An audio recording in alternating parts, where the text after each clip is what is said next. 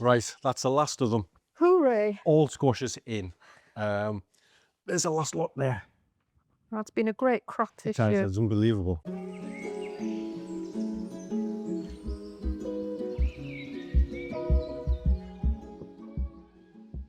It's been a great year this year for, I think, for everything.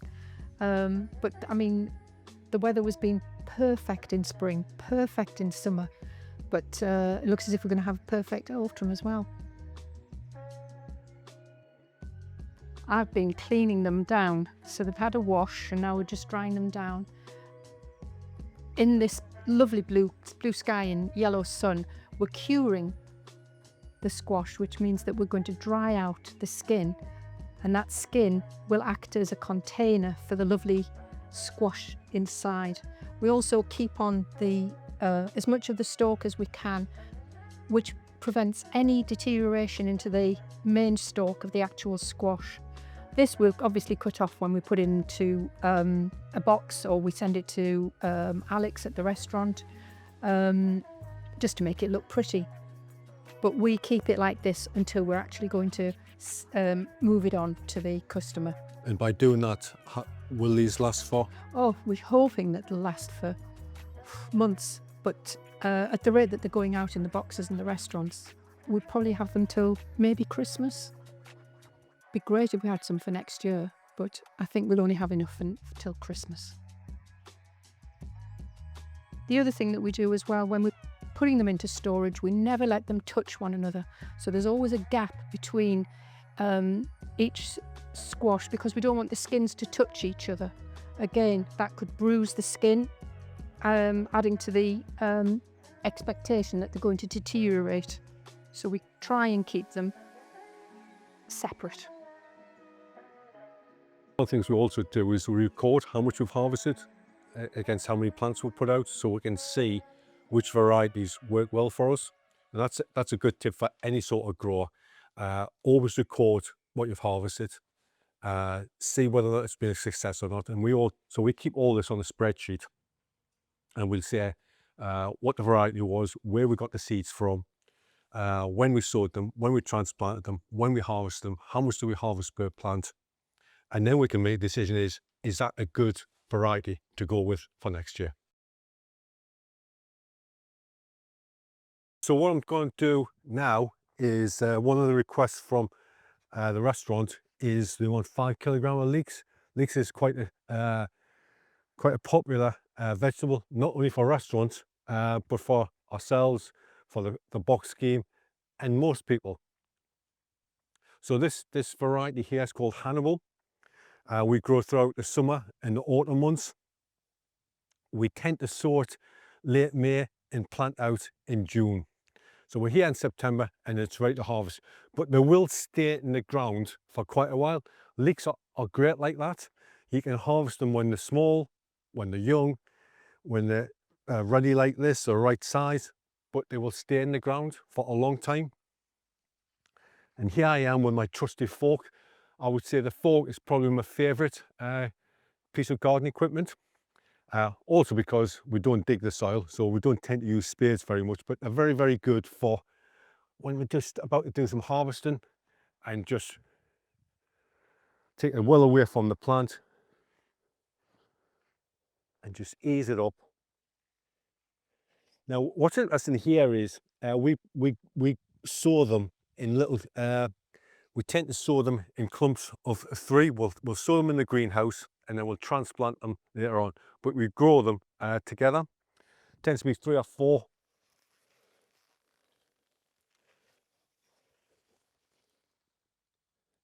So get rid of all the soil.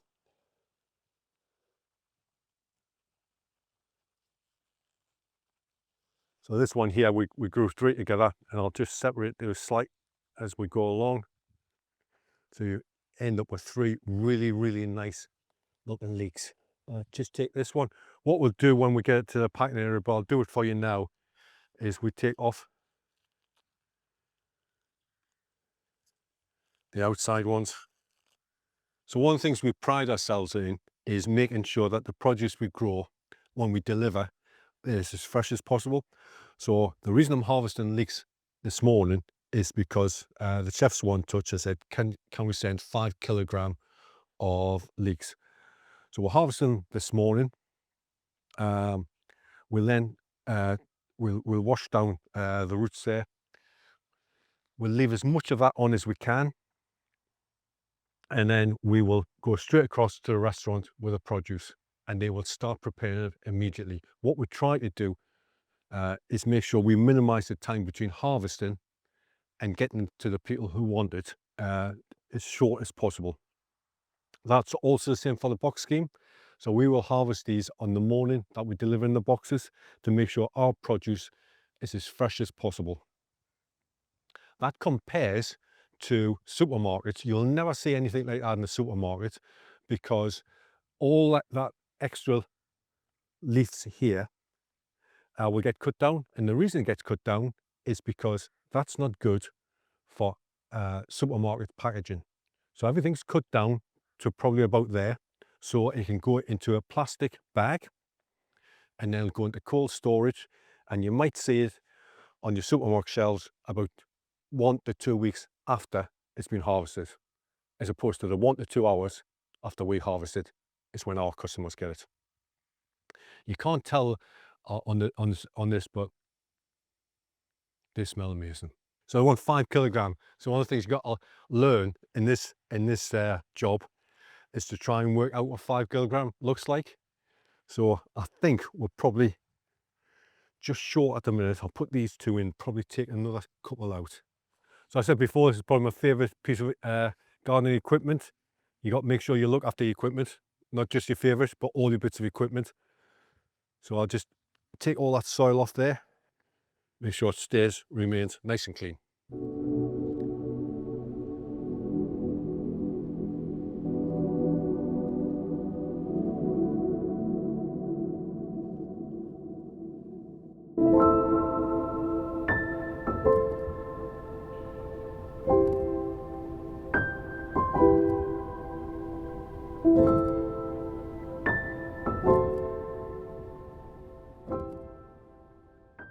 Right, so what I'm doing now is I'm harvesting tomatillos. Tomatillos, crop that's normally grown in Mexico. We grow in Napolitans here. It's used to make salsa. We plant them, they're in the same sort of family as a tomato plant, but completely different in terms of what they're used for.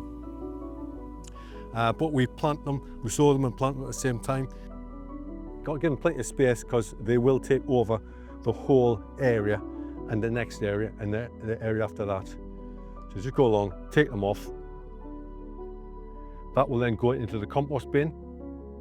I'll double check it again just before I put it into the compost bin, just in case I've missed any.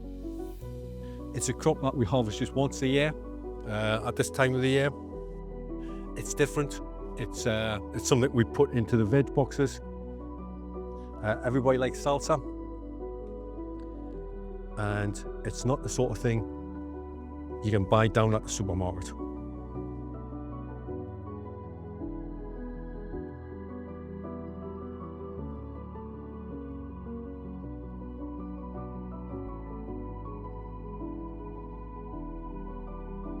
one of the things we grow around the side are our flowers. One, it looks good. Secondly, the restaurant, if it's an edible flower, these are marigolds. And it also attracts aphids and takes them away from the vegetables as well. What's interesting about this is we're filming this on a Monday. On a Saturday and a Sunday, it was absolutely torrential. And I came to have a look to see what these were like, and these looked finished, absolutely finished. We've had a day of sun and they've all come out again. We've moved to where we grow the juice artichokes. We grow these in the southwest part of the field, because the dominant wind in this area is from the southwest. These grow to well, that's got to be about well over 2 meters tall. And what you do with juice artichokes is you put them in the ground in February, and then you wait until September, and then you put the fork in the ground and you dig them up and you see what you're harvesting. Now this is a moment of truth because we have got no idea at all as to what is going to be underneath there. Sometimes we're pleasantly surprised, sometimes we can be disappointed. Let's see where we are on this. So basically, I'll find a plant and I'll put my trusty fork about 30 centimeters away, and I'll just ease it in there. And I'll grab a hold of the plant and pull it up and see what we've got. The moment of truth. There we are.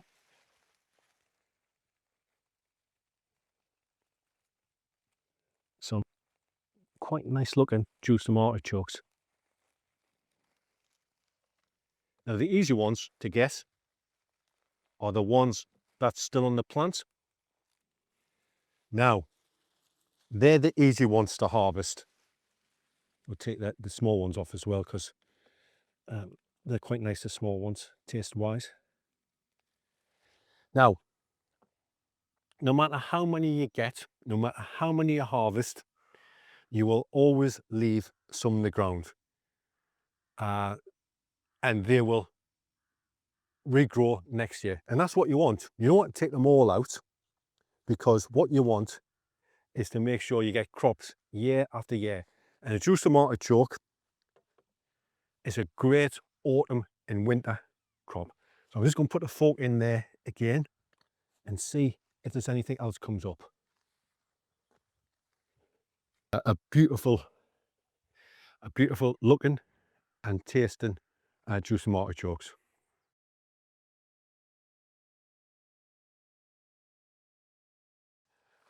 Well, September is also the month for harvesting apples.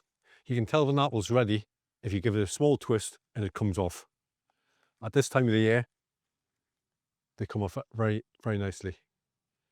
This apple here is called a Fortune, and we've had an amazing crop from this year.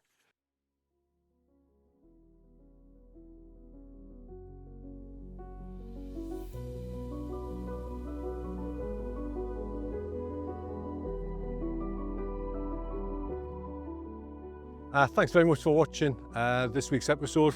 It's really focused on this time of year, September, where we do an awful lot of harvesting. All the crops that you've spent a lot of time nurturing, looking after all the months, you start to get the rewards, and it's a great time to see that produce and what it looks like. And if you look after it, you'll have it for several more months to come.